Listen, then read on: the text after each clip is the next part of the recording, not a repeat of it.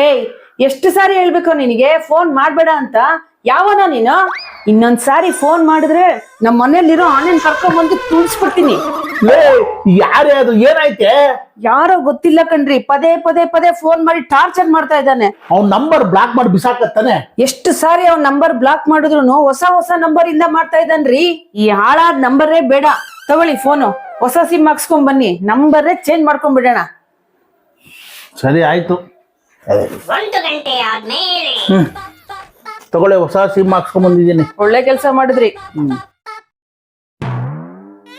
ಲೇ, ಯಾರಿಗೆ ಫೋನ್ ಮಾಡ್ತಾ ಇದ್ಯಾ? ಎಸ್ನೆ ಕುತ್ಕೊಳ್ರಿ.